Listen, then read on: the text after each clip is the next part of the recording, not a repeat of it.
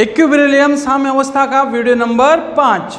और इससे पहले हमने साम्य को पढ़ा, साम्य अवस्था पढ़ा, केपी केसी पढ़ा, उनके बीच में रिलेशन पढ़ा। और आज हम उस मुकाम पे आ गए हैं कि आज हम के को प्रभावित करने वाले कारकों के बारे में पढ़ने वाले हैं। के क्या होता है? साम्य स्थिरांक। के क्या होता है? साम्य स्थिरांक। साम्य स्थिरांक को प्रभावित करने वाले कारक। देखो बच्चों, बहुत ही कम ऐसे कारक हैं जो साम्य स्थिरांक को प्रभावित करते हैं। और ये वीडियो देखने के बाद आपको बिल्कुल साम्य स्थिरांक के बारे में आप अच्छे से, शानदार तरीके से आप किसी को भी बता सकते हो कि के को कौन कौन कारक प्रभावित करते हैं और क्यों करते हैं और कैसे करते हैं। तो लास्ट तक इस वीडियो को देखते रहिए, ध्यान से देखते रहिए। पिन डाउन साइलेंस, कमरे में बैठ जाइए और देखो। सबसे पहले जो के का फॉर्मूला होता है, वो के का फॉर्मूला होता है के इक्वल टू, क्या लिखा हमने? के इक्वल टू, ऊपर लिखते हैं हम उत्पाद की सांद्रता बटा नीचे लिखते हैं हम रिएक्टेंट क्रिया कारक की सांद्रता। ओके, उत्पाद की सांद्रता और क्रिया कारक की सांद्रता। उत्पाद की सांद्रता यदि ज़्यादा होती है तो सिंपल सी बात है के का मान ज़्यादा रहेगा। क्रिया कारक की सांद्रता यदि ज़्यादा होती है तो सिंपल सी बात है के का मान कम रहेगा। और यदि क्रिया कारक और उत्पाद की जो सांद्रता है वह अगर बराबर रहती है, उत्पाद की सांद्रता और क्रिया कारक की सांद्रता यदि बराबर रहती है तो के का मान कितना हो जाएगा? 1। अगर उत्पाद की सांद्रता और क्रिया कारक की जो सांद्रता है, concentration of product and concentration of reactant are equal, then K value is 1, तब के का मान कितना हो जाएगा? 1। और यदि कहीं कहीं उत्पाद की कंसंट्रेशन यदि ज़्यादा आ जाती है, किससे? क्रिया कारक की कंसंट्रेशन से। यदि उत्पाद की कंसंट्रेशन ज़्यादा हो जाती है और क्रिया कारक की कंसंट्रेशन कम रह जाती है तो के की वैल्यू भी ज़्यादा आएगी 1 से, क्योंकि ऊपर वाली वैल्यू ज़्यादा है, नीचे वाली वैल्यू कम है, तो के का मान 1 से क्या आएगा? ज़्यादा। आगे बात समझ में। और यदि कहीं ना कहीं किसी न किसी केस में यदि उत्पाद की सांद्रता कम हो जाती है और क्रिया कारक की सांद्रता ज़्यादा हो जाती है तो के की जो वैल्यू है वो भी इज लेस देन हो जाती है 1। के की जो वैल्यू है वो 1 से कम हो जाएगी। तो के का जो फॉर्मूला होता है वो उत्पाद की सांद्रता अपॉन क्रिया कारक की सांद्रता। अगर दोनों की सांद्रता बराबर है, ये और ये अगर बराबर है, तो के की वैल्यू 1 आएगी। आगे बात समझ में। यहाँ पर यदि उत्पाद की सांद्रता ज़्यादा हो जाती है और क्रिया कारक की सांद्रता कम रह जाती है, उत्पाद ज़्यादा क्रिया कारक कम, तो के की जो वैल्यू है, के की जो मान है वो भी 1 से ज़्यादा आएगा। और साम्य स्थिरांक में यदि उत्पाद की सांद्रता कम रह जाती है और क्रिया कारक की सांद्रता ज़्यादा होती है तो के इज लेस देन हो जाता है 1, मतलब के का मान 1 से कम आएगा। तो इस फॉर्मूले से हम देख सकते हैं कि किसकी सांद्रता ज़्यादा और कम होने से के का वैल्यू जो है वह चेंज हो सकता है। आ रहा है समझ में? ओके। इसके बाद हम देखते हैं कि के को प्रभावित कौन कौन से कारक है जो कर सकते हैं। के को प्रभावित कौन कारक करेंगे? कौन है जो उत्पाद और क्रिया कारकों की सांद्रता को प्रभावित कर सकते हैं और के को डायरेक्ट और इनडायरेक्ट रूप से इफेक्ट करते हैं? तो ज़्यादा कुछ कारक है नहीं दोस्तों। सबसे पहला जो कारक है जो के को प्रभावित करता है वह है ताप, टेम्परेचर। और ये याद रखना है हमको कि दुनिया के तमाम एग्ज़ाम जितने भी हैं, चाहे नीट हो, चाहे आईआईटी हो, चाहे जनरली जेट वाला एग्ज़ाम हो, उसमें यहाँ से क्वेश्चन जरूर आता है। जरूर पूछा जाता है कि साम्य स्थिरांक के को कौन है जो प्रभावित करता है। उनमें से एक ही फैक्टर है टेम्परेचर, जो साम्य स्थिरांक कांस्टेंट के को इफेक्टेड करता है। बाकी सांद्रता, दाब और जो भी वॉल्यूम, आयतन वगैरह हैं वो के की मान को प्रभावित नहीं करते हैं। ये याद रखना है हमको। आगे समझ में। तो ताप जो है वह के मान को प्रभावित करता है। और दूसरा जो कारक है वो है रस समीकरण मिति। बोलो मेरे साथ, रस समीकरण मिति। रस समीकरण बोले तो स्टोइकियोमेट्रिक रस समीकरण बोले तो स्टोइकियोमेट्रिक। तो एक तो टेम्परेचर और एक स्टोइकियोमेट्रिक, ये दो ही ऐसे फैक्टर हैं जो के को इफेक्ट करते हैं, के को प्रभावित करते हैं। तो बच्चों सबसे पहले हम टेम्परेचर को पढ़ लेते हैं कि टेम्परेचर किस प्रकार से के की वैल्यू को प्रभावित करता है। तो कोई सी भी एक जनरली रिएक्शन देख लेते हैं। जनरली रिएक्शन दो प्रकार की होती है टेम्परेचर बेसिस, एक होती है ऊष्मा शोषी और एक होती है ऊष्मा शेपी। ऊष्मा शेपी बोले तो एक्सोथर्मिक और दूसरी होती है ऊष्मा शोषी बोले तो एंडोथर्मिक। तो सबसे पहले हम ऊष्मा शेपी को देख लेते हैं। ऊष्मा शेपी एक्सोथर्मिक रिएक्शन ऐसी अभिक्रिया है बच्चों जो संपन्न होने पर उनमें से हीट निकलती हो, ऊष्मा निकलती हो। आई बात समझ में? कैसी रिएक्शन?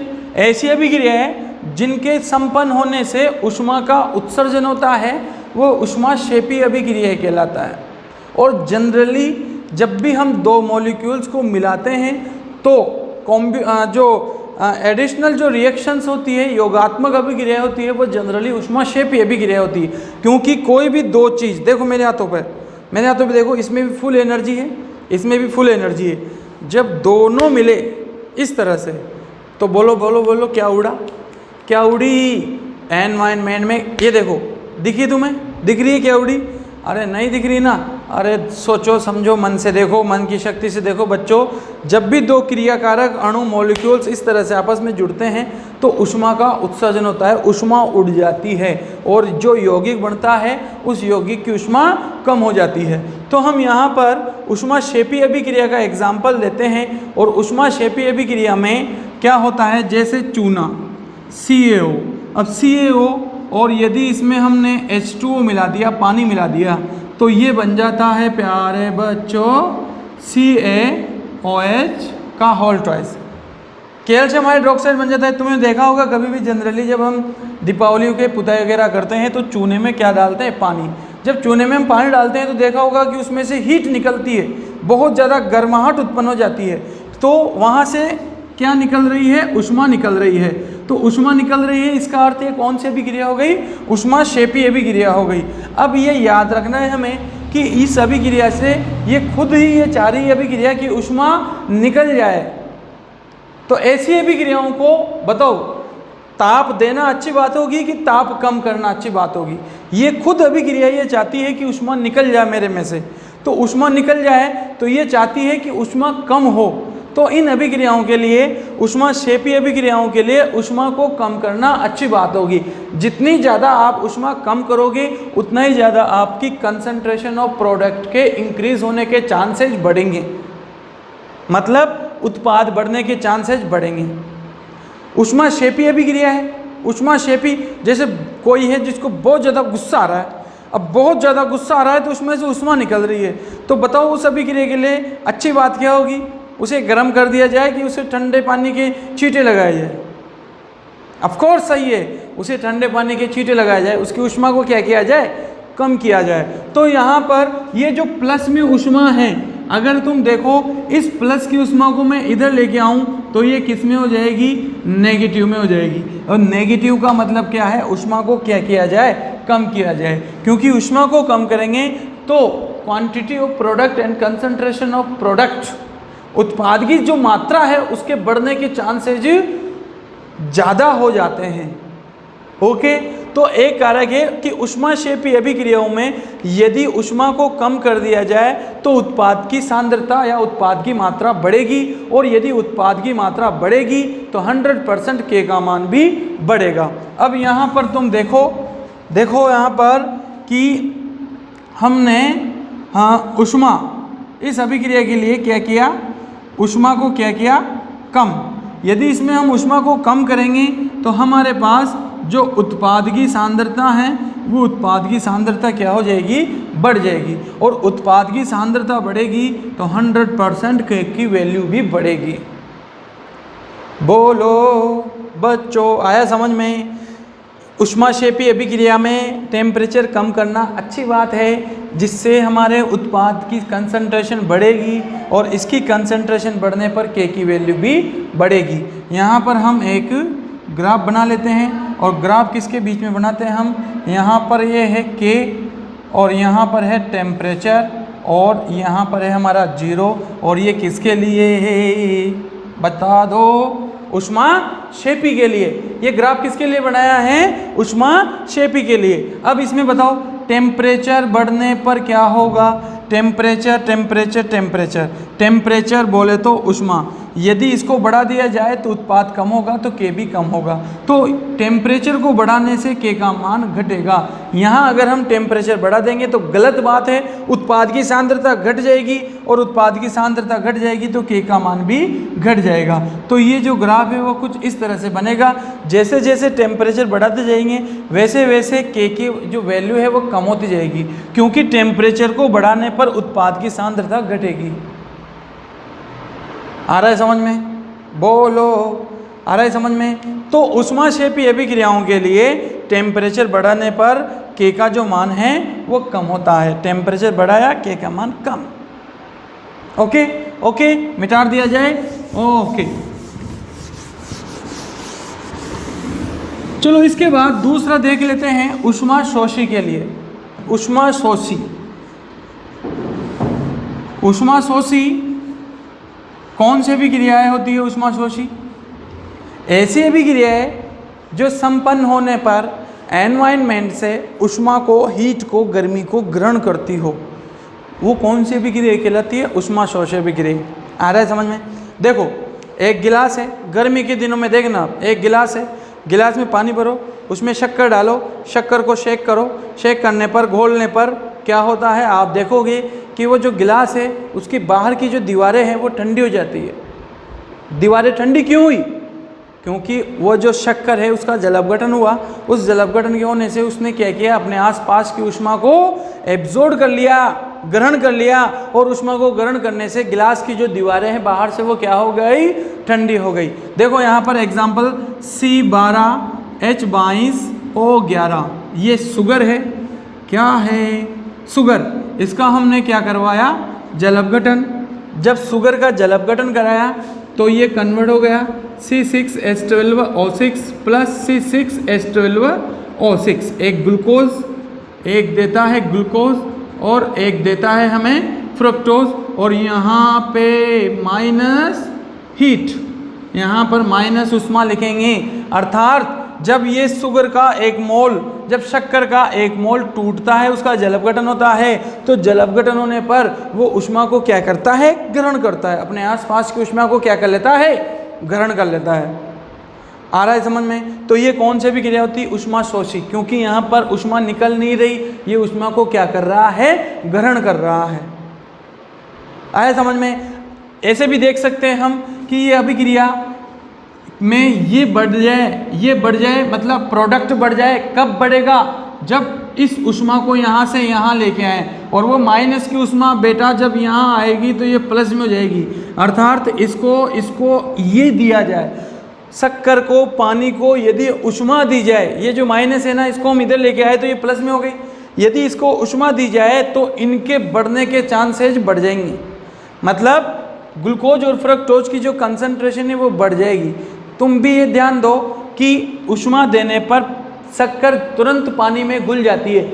गर्म पानी और ठंडे पानी दोनों में शक्कर डाल के डिजोल्व करो, किस में जल्दी घुलती है शक्कर, गर्म पानी में कि ठंडे पानी में? अब तुम सोच रहे होगे, ऑफ कोर्स गर्म पानी में जल्दी से शक्कर घुल जाती है। उसका यही कारण है कि शक्कर का जलावघटन एक ऊष्माशोषी अभिक्रिया है, और ऊष्माशोषी अभिक्रियाओं के लिए ताप देना अच्छी बात है, क्योंकि वो ऊष्मा, उसको चाहिए ऊष्मा।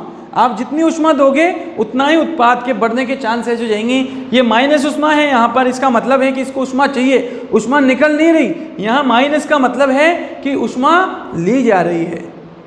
ओके, और इस माइनस ऊष्मा को हम इत्तेफाक से यहाँ ले आए तो ये पॉजिटिव में हो गई, अर्थात इसको ये पॉजिटिव ऊष्मा दी जाती है, तो ये वाली जो वैल्यू है, उत्पाद की जो कंसंट्रेशन है वो बढ़ जाती है। तो इनके लिए ताप बढ़ाना कौन सी बात है, अच्छी बात है कि बुरी बात है? तो उष्मा शोषी है, उष्मा चारी है, उसके लिए ताप बढ़ाना अच्छी बात है। और ताप यदि तुम बढ़ाओगे तो उत्पाद की मात्रा भी बढ़ेगी। तो ये याद रखना, उष्मा शोषी अभिक्रियाओं के लिए ताप बढ़ाना अच्छी बात है, जिससे उत्पाद की मात्रा बढ़ेगी। और उत्पाद की कंसंट्रेशन बढ़ने पर 100% के की वैल्यू भी बढ़ेगी, 100% के की वैल्यू भी बढ़ेगी। आगे बात समझ में, इसका वक्र भी देख लेते हैं बेटा। ये यहाँ पर लिखा मैंने के, ये यहाँ पर लिखा टी, और ये किसके लिए है? ये वक्र किसके लिए है? उष्मा शोषी के लिए। किसके लिए ये वक्र? उष्मा शोषी के लिए। और उष्मा शोषी में ताप बढ़ाना अच्छी बात है, ताप बढ़ेगा तो उत्पाद बढ़ेगा, उत्पाद बढ़ेगा तो के भी बढ़ेगा। इसलिए जो ग्राफ है वह सीधा आएगा, सरल रेखीय, सिंपल। तो कुछ रिएक्शंस ऐसी है जिनको उष्मा अच्छी लगती है उनको, और कुछ रिएक्शन ऐसे हैं जिनको उष्मा अच्छी नहीं लगती है। तो जिनको उष्मा अच्छी लगती है उनको उष्मा शोषी अभिक्रिया कहते हैं, और ऐसी रिएक्शन जिनको उष्मा अच्छी नहीं लगती है उनको उष्मा कम करनी पड़ती है, वो उष्मा क्षेपी अभिक्रिया कहलाती है। जैसे यहाँ देखो N2 प्लस O2 और ये बन गया 2NO। ये जो रिएक्शन है ये भी माइनस उष्मा, इसको भी उष्मा चाहिए, ये भी उष्मा शोषी अभिक्रिया है, क्योंकि इसको भी संपन्न होने में उष्मा की आवश्यकता पड़ेगी। ओके, तो इस तरह से ताप है जो हमारे के को प्रभावित करता है। और प्यारे बच्चों सुन लेना ध्यान से कि कुछ भी हो जाए, कोई सा भी फैक्टर चेंज हो जाए, दुनिया उल्टा पुल्टा अदला बदली हो जाए, दुनिया बल्ले बल्ले बदले बदले, हमारा के सिवाय ताप के कभी ना बदले। मतलब साम्य स्थिरांक के को केवल एक ही फैक्टर है, फिजिकल फैक्टर के, जो चेंज कर सकता है। ओके, आई बात समझ में? तो हर कंपटीशन में ये क्वेश्चन आता है कि साम्य स्थिरांक के को कौन सा कारक प्रभावित करता है, तो वो ओनली एक ही फैक्टर है, टेम्परेचर, जो इसको प्रभावित करता है। ओके, आगे समझ में? सूरज पीछे से गर्दन हिला रहा है, उसको समझ में आ गया। ओके, मिटा दूं, ये फिनिश, ये खत्म, तुम सबको खत्म। दूसरा बताओ कौन सा लिखाया था मैंने? दूसरा कारक कौन सा लिखाया था बताओ ना? एक तो लिखा है मैंने ताप, तुम बताओ। एक तो ताप, दूसरा यस आ रहा है समझ में, बता रहे हैं बच्चे, रस समीकरण मिति। दूसरा कारक कौन सा है? दूसरा कारक रस समीकरण मिति, रस समीकरण मिति, स्टोइकियोमेट्रिक। देखो बेटा यहाँ पर N2 प्लस 3H2 उल्टा पुल्टा चिन्ह और 2NH3, ये रिएक्शन है। इसमें 1 मोल नाइट्रोजन 3 मोल हाइड्रोजन से क्रिया करके 2 मोल अमोनिया को प्रोड्यूस करती है। आ रहा है समझ में? इस रिएक्शन में 1 मोल नाइट्रोजन 3 मोल हाइड्रोजन से क्रिया करके 2 मोल प्रोड्यूस करती है। तो ये जो डाटा है 1, 3, 2, ये इस अभिक्रिया की रस समीकरण मिति कहलाती है। इसके स्टोइकियोमेट्रिक गुणांक है ये। ओके, आ रहा है समझ में? ये 1, 3, 2 इसके रस समीकरण मिति क्या है? ये गुणांक।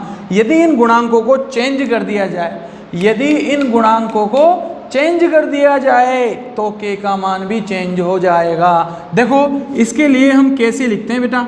यहाँ कैसे लिखते हैं? कैसे लिखोगे? उत्पाद कौन है? उत्पाद NH3, और NH3 की पावर कितनी लगाएंगे? 2। NH3 की पावर कितनी लगाएंगे? 2 अपॉन N2, और यहाँ एक ही है इसलिए पावर नहीं लगाएंगे। H2 इसकी पावर कितनी लगाएंगे? 3। ये इसका आ गया कैसी। अब मैं यूँ कह रहा हूँ कि इन सबको 2 गुना कर दिया जाए। देखना ध्यान से, यदि इनको क्या कर दिया जाए? 2 गुना कर दिया जाए तो N2, तो इसको हो जाएगा 2N2, 3 2 गुना होते 6H2 उल्टा पुल्टा चिन्ह 2, ये दोनों मिलकर क्या बनाएंगे? 4NH3। इस अभिक्रिया में जितने भी रस समीकरण मिति गुणांक है उनको डबल करना है। मतलब पूरी अभिक्रिया के स्टोइकियोमेट्रिक गुणांक को डबल कर दिया, 1 की जगह 2 कर दिया, 3 की जगह 6 कर दिया, और 2 की जगह कितना हो गया? 4। मतलब अब यहाँ पर 2 मोल नाइट्रोजन 6 मोल हाइड्रोजन से क्रिया करके 4 मोल NH3 को प्रोड्यूस कर रही है। ओके, अब इसका हम निकालेंगे केसी डेज। ये केसी है और ये क्या है, केसी डैश। तो केसी डैश लिखेंगे तो क्या लिखेंगे, 4 NH3, तो NH3 की पावर 4 अपॉन, बोलो साथ साथ बोलो, N2 की पावर कितनी, 2, और यहाँ पर H2 की पावर कितनी, 6। अब मैं चाहता हूँ कि केसी और केसी डैश डिफरेंट हुए कि नहीं हुए, कौन बड़ा हुआ, केसी डैश में कुछ तो हुआ कि नहीं हुआ चेंज, क्योंकि इनकी कंसंट्रेंसी चेंज हो गई ना, तो 100% केसी की वैल्यू भी चेंज होएगी। और बोलो कौन बड़ा। अब मैं चाहता हूं कि केसी डैश इक्वल करना है मुझे केसी, तो इस केसी में क्या किया जाए ऐसा कि ये केसी डैश के बराबर हो जाए।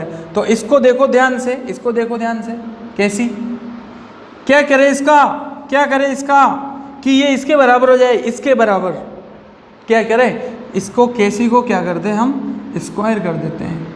क्या कर देते हैं, स्क्वायर कर देते हैं। तो केसी को स्क्वायर मतलब इसका स्क्वायर कर दिया जाए तो ये यहाँ पर 4, ये यहाँ पर 6 और ये यहाँ पर 2। अब बोलो 2 दूनी 4, 2 तिया 6 और 2, अब बराबर हुआ नहीं हुआ। तो केसी डैश बराबर केसी करने के लिए केसी का क्या कर दिया जाए, स्क्वायर। तो यहाँ से एक चीज़ बहुत सिंपल निकल कर आती है बच्चों कि केसी के बाद रस समीकरणमिति गुणांकों को जितना गुना किया जाता है केसी भी उतना ही गुना हो जाता है। बहुत सिंपल है, नोट डाल लो, मेमोरी में बिठा लो कि केसी के जो रस समीकरणमिति गुणांक है उनको जितना गुना किया जाता है केसी भी उतना ही गुना हो जाता है। ओके, एक और बच्चे कह रहे हैं सर एक और बता दो।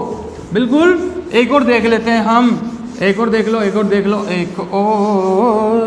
लेते हैं, तुरंत देख लो। N2 प्लस O2 उल्टा पुल्टा चिन्ह 2NO, इसका हम कैसे लिख लेते हैं, लिखो केसी की वैल्यू लिखो, यहाँ N2 और यहाँ O2 लिख लिया। किसकी वैल्यू, केसी। ये तो आता है तुम्हें लिखना, अगर नहीं आता है तो हमारे स्टार्टिंग से वीडियो देखिए, हमने वहाँ एक एक टॉपिक को अच्छे से पढ़ाते हुए यहाँ तक पहुँचे हैं और इसको आगे भी बढ़ाएंगे, ठीक है ना। तो बिल्कुल घबराइए मत, पूरा इक्विलिब्रियम लेसन जो है वो बिल्कुल क्लियर होने वाला है। ये केमिकल इक्विलिब्रियम चल रहा है, इसके बाद आयनिक इक्विलिब्रियम चलेंगे जिसमें हम एसिड बेस, बफर सॉल्यूशन वगैरह और जो भी उनकी थ्योरीज है उनको पढ़ेंगे। तो ये कैसे लिख दिया हमने, उत्पाद की सांद्रता लिख दी और क्रियाकारक की सांद्रता लिख दी। अब मैं चाहता हूँ इसको 10 गुना कर दिया जाए, बोलो कितना गुना, 10 गुना। कितना गुना कर दिया जाए, 10 गुना। तो 10 गुना करते ये हो गया क्या, 10 N2 10 O2 उल्टा पुल्टा चिन्ह, ये भी 10 गुना होते, 10 दूनी कितना हो गया 20 NO। अब इसका हम लिखने वाले हैं केसी डैश लिखोगे तो ये 20 है भाई, 20 है, सब जानते हैं 20 NO है ये, ओके 20 NO। तो केसी डैश बराबर NO की पावर कितनी लगेगी 20 अपॉन N2 की पावर कितनी लगेगी 10 और O2 की पावर भी कितनी लगेगी 10। अब तुम चाहते हो कि केसी डैश जो है, ध्यान से देखो, केसी डैश और केसी को बराबर कर दिया जाए। तो यहाँ पर केसी डैश बराबर, अगर मैं केसी करना चाहता हूँ तो केसी को भी कितनी पावर में कर दिया जाए, कितना गुना कर दिया जाए, बोलो। इसको और इसको बराबर करना चाहते हैं तो इसके भी कितनी घात लगा दी जाए 10। अर्थात इसको हम जितना गुना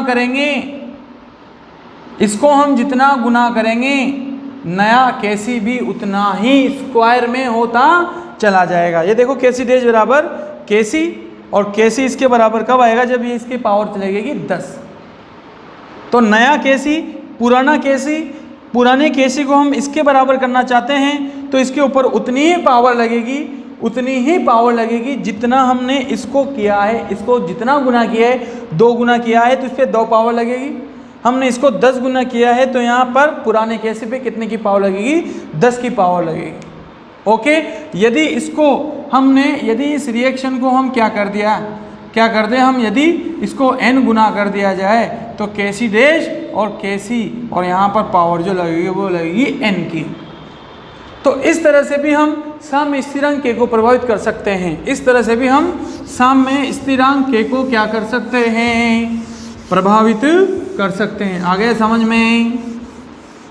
ताल मिले नदी के जल में, नदी मिले सागर में, सागर मिले कौन से जल में। कौन से जल में, जल का सूत्र ले लेते हैं, यहाँ पर जल का एग्जाम्पल ले लेते हैं। जल आ गया तो जल का एग्जाम्पल ले लेते हैं। आप जानते हो कि H2 2H2 प्लस O2 उल्टा पुल्टा चिन्ह और 2H2O। ओके ओके, ये जल बन गया। जल 2 मोल H2O का निर्माण हो गया। इसका कैसे ले लेते हैं, चलो जल आ गया इसलिए मैंने जल का एग्जाम्पल ले लिया। ओके, तो कैसे ले लेते हैं, तो कैसे कैसे लिखोगे, ऊपर कंसंट्रेशन ऑफ H2O और ये सब गैसेज स्टेट में या लिक्विड स्टेज या कंसंट्रेशन में है H2O और H2O की पावर 2 और नीचे H2 और H2 की पावर 2 और O2 और O2 की पावर 1 और 1 को हम लिखते नहीं हैं। ओके, ये लिख दिया मैंने इसका कैसी। देख लो एक बार बच्चों, गलत है क्या, गलत है क्या, नहीं है सर आप गलती नहीं करते हो। ओके, फिर भी गलती हो सकती है क्योंकि गलती इंसानों से होती है। तो यहाँ पर कैसे लिख दिया हमने, H2O की पावर 2, H2 की पावर 2 और O2 की पावर 1 और 1 को मैंने नहीं लिखा, मेरी मर्जी। ओके, अब मैं इस सभी क्रियाओं को उल्टा कर देता हूँ। अरे सर क्या कर रहे हो, उल्टा, बोर्ड को उल्टा कर दूं क्या, नहीं बोर्ड को उल्टा नहीं, इस रिएक्शन को क्या कर देते हैं हम, उल्टा कर देते हैं। और देखो यहाँ पर ये उल्टा हो गया 2H2O और ये उल्टा पुल्टा चिन्ह और 2H2 प्लस O2। अब हम लिखेंगे यहाँ पर कैसी डैश, क्या लिखने वाले हैं, कैसी डैश। और कैसी डैश इक्वल टू कैसे लिखोगे, H2 की पावर 2 प्लस, सॉरी प्लस नहीं, O2 अपॉन कौन आएगा, H2 की पावर 2। अब उत्पाद, इधर उत्पाद है जो ये ऊपर हो गया H2 H2 H2 H2 H2 H2 की पावर, अरे वीडियो थोड़ी अटक रहा है, मैं बोल रहा हूँ बार बार, H2 की पावर 2, O2 की पावर 1 और अब H2O की पावर 2 क्योंकि H2 अब क्रियाकारक है। अब एक बात बताओ, मैं चाहता हूँ कि कैसी डैश हो जाए और ये कैसी हो जाए, तो ये कैसी इस कैसी डैश के बराबर कब होगा, बताओ। क्या किया जाए, इसको क्या कर दिया जाए, इसको क्या कर दिया जाए उल्टा। देखो यहाँ पर इसको क्या कर दिया जाए उल्टा, H2 की पावर 2 O2 को ऊपर ले जाओ और H2 की पावर 2 को नीचे ले आओ, तो इसके बराबर होगा कि नहीं होगा, होगा। अर्थात ये जो KC अपॉन 1 है, यदि हम इसको इसके बराबर लिखना चाहते हैं तो 1 अपॉन क्या लिख देंगे, KC लिख देंगे, 1 अपॉन KC। मतलब सिंपल सी बात है, यदि किसी रिएक्शन को उल्टा कर दिया जाता है, यदि किसी रिएक्शन को उल्टा कर दिया जाता है तो हमारा जो नया KC है वो भी उसका उल्टा हो जाता है, 1 अपॉन में चला जाता है। आ रही बात समझ में, ये समझ में आ गई। इसका ये रिएक्शन है पानी, पानी के लिए मैंने कैसे लिखा, ये इसका कैसी उत्पाद, ये इसकी क्रियाकारक नीचे, इस सभी क्रिया को मैंने उल्टा कर दिया। 2H2O को अपन यहाँ लिया है, H2 यहाँ लिख दिया, O2 इधर हो गया। पहले जो क्रियाकारक थे अब वो उत्पाद में बदल गए। अब मैंने यहाँ कैसी डैश लिखा तो ये है ना उत्पाद, उत्पाद को मैंने कहाँ लिखा ऊपर, और ये है H2O, इसको कहाँ लिखा मैंने नीचे। अब मैं चाहता हूँ कि इन दोनों को कैसी और कैसी डैश को बराबर कर दूँ, मैं इसको इसके बराबर कर दूँ या इसको इसके बराबर कर दूँ, तो क्या ये इसके बराबर है, ईमानदारी से देखो क्या हो। अगर मैं इसको यूँ पलटी मार दूँ, ऐसे यूँ घुमा दूँ, नीचे वालों को ऊपर, ऊपर वाले को नीचे ले जाऊँ, तो ये इसके समान आएगा नहीं आएगा।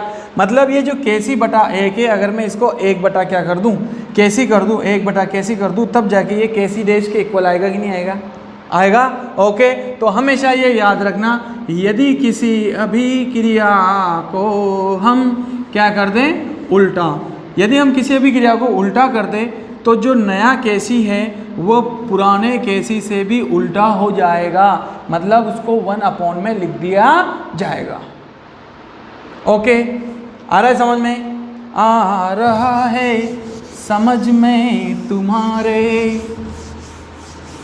पढ़ते चलो प्यारे बच्चों।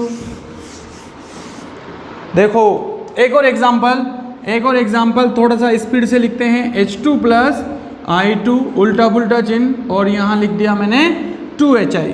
इसका फटाफट से कैसे लिखते हैं? HI आना ना समझ में अब तो, HI की पावर 2, H2 की सांद्रता और किसकी सांद्रता? I2 की सांद्रता। अब मैं इसको क्या कर दूँ? 1/2, 1/2 गुना, मतलब इसको क्या कर दिया जाए? आधा कर दिया जाए। इसको क्या कर दिया जाए? इसको क्या कर दिया जाए? आधा कर दिया जाए। तो 1/2 H2 प्लस 1/2 I2 उल्टा पुल्टा चिन्ह और आधा कर दिया जाए तो इसका 1/2 कर देंगे, तो ये भी ओनली 1/2 लिखते, 2 से 2 कैंसिल, तो ओनली क्या बचेगा? HI। अरे 2HI का आधा कर देंगे 1/2 तो क्या बचेगा? HI बचेगा। अब इसका मैं कैसी डेज लिखना चाहता हूँ। अब कैसी डेज लिखूंगा तो कैसे? HI ऊपर किसकी कंसंट्रेशन? HI की कंसंट्रेशन, नीचे किसकी कंसंट्रेशन? H2 और इसकी पावर 2, और यहाँ पर I2 और I2 की पावर भी 1/2। आ रहा है नहीं आ रहा समझ में? अब मैं चाहता हूँ कि KC डैश बराबर हो जाए KC, तो इस KC पर भी यहाँ पर जो पावर है 1/2, इस पर भी पावर कर दी जाए 1/2, इस पर भी पावर कितनी कर दी जाए? 1/2। तो यहाँ पर पावर 1/2, यहाँ पर भी 1/2, यहाँ पर भी 1/2। तो एक बात बताओ, यदि इसमें 1/2 पावर कर दी जाए तो 2 से 2 कैंसिल, 1/2 यहाँ लग जाएगा, 1/2 यहाँ लग जाएगा। तो ईमानदारी से बताओ ये इसके बराबर आएगा कि नहीं आएगा? आ जाएगा ना इसके बराबर 1/2। तो इसकी पावर क्या कर दिया जाए? 1/2। 1/2 का मतलब होता है यदि किसी भी घात 1/2 है तो KC डैश और रूट KC, ये इन दोनों में रिलेशन होगा। तो इस तरह से दो ही फैक्टर हैं, एक टेम्परेचर है, एक स्टोइकियोमेट्री है, जो हमारे equilibrium constant, chemical equilibrium constant K को इफेक्ट करती है। ओके, समझ में आ रहा है? एक तीसरा कारक और है जो रिएक्शन की नेचर है। अभिक्रिया की यदि प्रवृत्ति ही बदल दी जाए, अभिक्रिया की होने की यदि प्रवृत्ति ही बदल दी जाए, यदि जाना है कोटा और चला जाए बूंदी, तो तब भी के क्या हो जाएगा? चेंज। फिर तो होना ही है, क्योंकि जब प्रकृति बदल जाएगी, अभिक्रिया ही नहीं रहेगी, अभिक्रिया की जगह कोई दूसरी अभिक्रिया हो जाएगी, तो भी के मान बदल जाएंगे। तो दोस्तों ये है साम्य स्थिरांक के को प्रभावित करने वाले कारक। एक बार और रिपीट कर देता हूं मैं। सबसे पहले बहुत इंपॉर्टेंट है प्यारे बच्चों, जेट और नीट वाले स्पेशली याद रखना कि साम्य स्थिरांक को केवल भौतिक कारक टेम्परेचर ही है जो प्रभावित करता है, और अधिक मैक्सिमम कॉम्पिटिशन एग्जाम में ये क्वेश्चन आता है, टेम्परेचर। ओके, दूसरा रस समीकरण मिति, और तीसरा उसका नेचर, अभिक्रिया की प्रवृत्ति। ओके, तो ये 3। इसके बाद उन फैक्टर्स को भी देख लेते हैं जो के को प्रभावित नहीं करते हैं, मतलब साम्य स्थिरांक को प्रभावित नहीं करते हैं। आ रहा है समझ में? हम उन फैक्टर्स को भी देख लेते हैं जो हमारे साम्य स्थिरांक, ये 3 याद कर लो, नोट डाल लो दिमाग में, ये 3 ये साम्य स्थिरांक के को प्रभावित करते हैं। और के को कौन कौन प्रभावित नहीं करते हैं? बचे खुचे सब जो भी बच रहे हैं फिजिकल फैक्टर, जैसे ताप के बाद दाब, दूसरा सांद्रता, तीसरा आयतन, चौथा उत्प्रेरक, और उसके बाद अक्रिय पदार्थ जैसे हीलियम, नियोन वगैरह, यदि इनको मिला दिया जाए, उत्प्रेरक को इंक्लूड कर दिया जाए, कैटालाइट, वॉल्यूम को इंक्रीज डिक्रीज कर दिया जाए, कंसंट्रेशन को घटा दिया जाए, बढ़ा दिया जाए और प्रेशर को कम या ज़्यादा कर दिया जाए। इनसे कभी भी हमारा साम्य स्थिरांक के प्रभावित नहीं होगा। ये क्वेश्चन डायरेक्ट आते हैं, इसलिए हम इनको डायरेक्ट याद रखेंगे। ओके बच्चों, इसके बाद का जो नेक्स्ट वीडियो आएगा उसमें हम पढ़ने वाले हैं ओनली साम्य को प्रभावित करने वाले कारक। इसके बाद जो वीडियो है उसमें हम क्या पढ़ेंगे, साम्य को। ये क्या है, साम्य स्थिरांक, कंफ्यूज नहीं होना है। ये साम्य स्थिरांक है, ये 3 कारक इसको प्रभावित करते हैं, ये सब इसको प्रभावित नहीं करते हैं। और अब हम पढ़ेंगे ओनली साम्य। साम्य याद है, याद करो, वीडियो नंबर 2 देख लेना अगर साम्य को पढ़ना है तो। अगर अभिक्रिया का वेग और प्रतिअभिक्रिया का वेग क्या हो जाए, बराबर, तो साम्य पर। ओके, इस साम्य को प्रभावित करने वाले कारकों को हम अगले नेक्स्ट वीडियो में पढ़ेंगे, और वो भी बहुत ज़्यादा इंपॉर्टेंट है क्योंकि उसमें लो शोतेलिए का नियम हम पढ़ने वाले हैं। किसका नियम, लो शोतेलिए, लो शोतेलिए का नियम, ली चेटलियर का नियम हम उसमें पढ़ेंगे। और साम्य को प्रभावित करने वाले ये सब कारक जो के को प्रभावित नहीं करते हैं, ये सब के सब, और ये भी, ये सब साम्य को प्रभावित करेंगे, ये ध्यान रखना। ये सब साम्य को प्रभावित करेंगे, लेकिन ये साम्य स्थिरांक को प्रभावित नहीं करते हैं। केवल ये 3 ही कारक है जो साम्य स्थिरांक को प्रभावित करते हैं। ओके बच्चों, आप देख रहे थे हमारा प्यारा सा यूट्यूब चैनल चंदेल एक्सप्रेस, और मैं हूं अंकुश चंदेल। और आपको ये वीडियो कैसा लगा, अगर अच्छा लगा है तो आप इसको शेयर कीजिए, सब्सक्राइब कीजिए, लाइक कीजिए। Okay, bye bye, good night, good evening, good morning, जब भी वीडियो देख रहे हो। Okay, bye bye.